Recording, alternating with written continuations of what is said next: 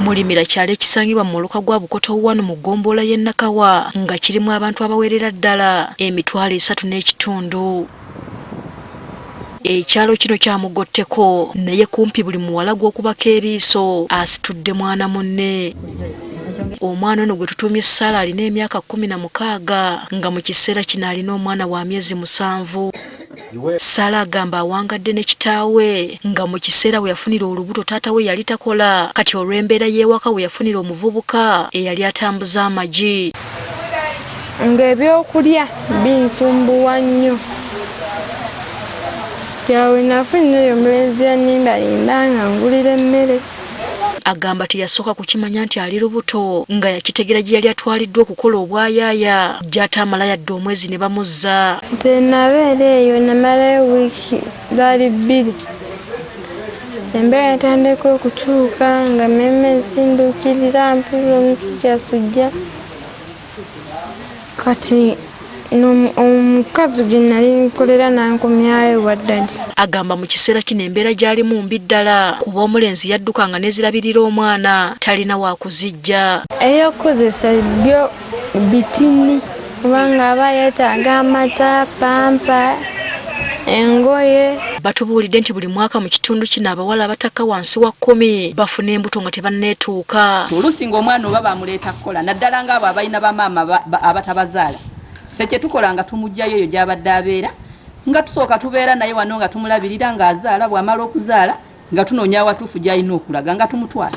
Victoria Bakunira ow'ebyobulamu ku kyalo kino olwaleero akedde ku kalakala na kizindalo okukoowoola abakyala abalina abaana okukuŋŋaana okufuna obujjanjabi obw'enjawulo. Babawe ne ku ddagala lya biwuka omwezi guno gwe tulimu baguyita Child Days.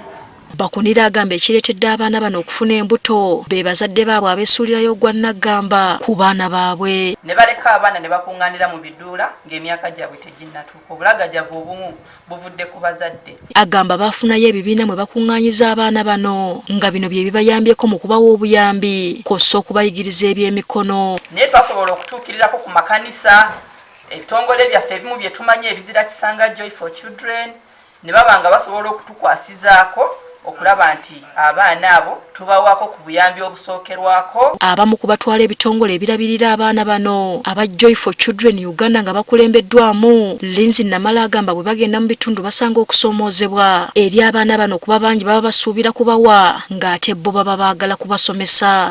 Bwe bajja abantu abazze babuulira oba okubawaayo ebintu ebimu baba bo basuubira bingi naye nga naffe be tubaleetedde nga tusuubira okwongerako naye ate nno ffe essira tusinga diteeka nnyo ku education. Namala agamba n'amalwaliro agamu tegafuddeyo ku baana bano ng'agamu n'okubaboola gababoola. We bagenda babajaji nga gaagwe oli mwana muto wafuna olubuto ng'oli mwana muto babajaji nga agamba oli wa mpisa mbi. But kyemmanyi malwaliro agasinga bataddemu bagenze bateekamu ba peers ne ba volunteers abavubuka abasobola okwasaganya ki abaana abato abavubuka ngaffe.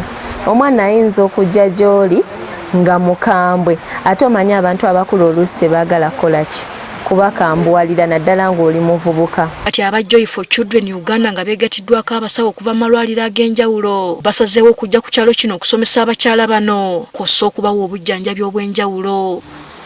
Abakulembeze bagamba singa abazadde bafaayo eri abaana bano osanga omuwendo gw'abafuna embuto nga tebanneetuuka gwandikendeera. Hasifa Nanvuma agafeeyo ku Spark TV.